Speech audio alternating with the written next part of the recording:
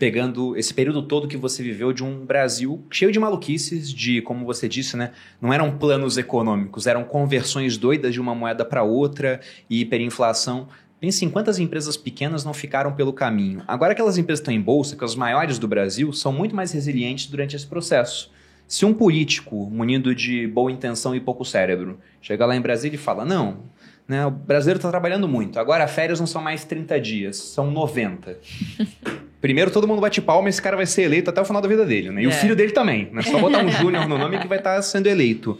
Quando ele faz isso, o cara que tem um posto de gasolina, ele vai lá e fala, caramba, ele faz uma conta e vê, tem que contratar 30% a mais de trabalhadores.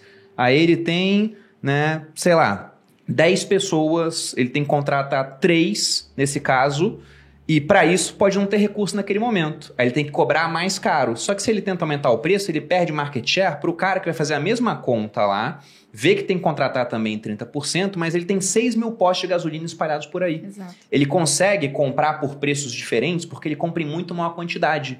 Então, ainda que o impacto seja o mesmo em nível de contratação, quem é maior sofre muito menos com isso comparado a quem é menor.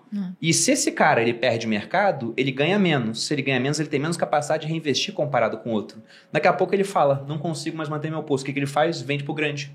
Então o grande fica maior, enquanto o pequeno vai sendo tirado fica cada do vez jogo. menor. Né? É a mesma lógica para a tributação dos dividendos. Se não haver uma compensação no IRPJ, na verdade acaba sendo no longo prazo um tiro no pé. Nada indica de que isso vá acarretar em um aumento da arrecadação. Ao contrário, você tem um incentivo à pejotização, principalmente nas pequenas e médias empresas, de você internalizar gastos que são pessoais, por exemplo, e colocar lá como se fosse da empresa. Óbvio, porque todo agente econômico vai se movimentar no sentido de pagar o menor imposto possível.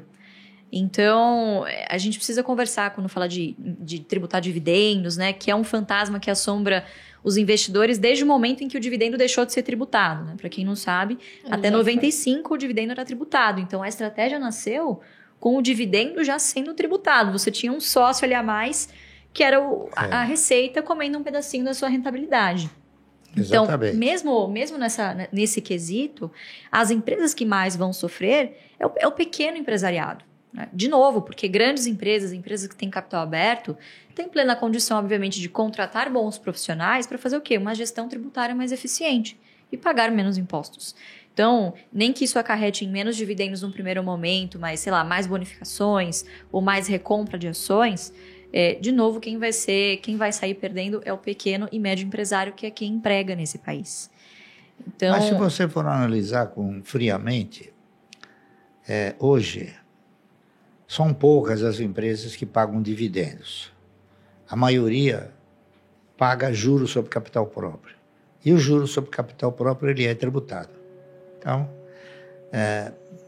eu não sei até que ponto a tributação do dividendo poderia ser uma alavanca para o governo tributar mais. Ao contrário, ele vai inibir o cidadão de investir.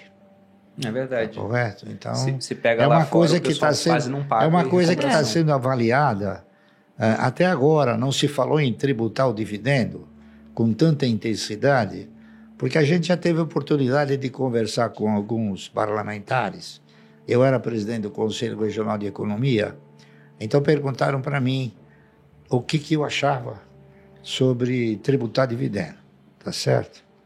Eu respondi o seguinte: taxar dividendos é miopia tributária. Por quê? Porque na época em que o dividendo era taxado, a maioria dos empresários pagavam um dividendo pequeno, davam proventos através de outros mecanismos, tá entendendo? Então o governo nunca arrecadou aquilo que ele estima ser uma fonte de arrecadação, entendeu? Porque tem uma coisa, o governo ele pensa em subtrair, não é isso? Ao passo que o empresário ele pensa em quê? Em contribuir. Tá entendendo? Então, lamentavelmente, o governo está sistematicamente através de órgãos, por exemplo, os sindicatos, Os sindicatos, a cada momento, querem mais garantias, mais direitos e mais benefícios para o trabalhador. Na razão direta que você amplia direitos, benefícios, você elimina o emprego.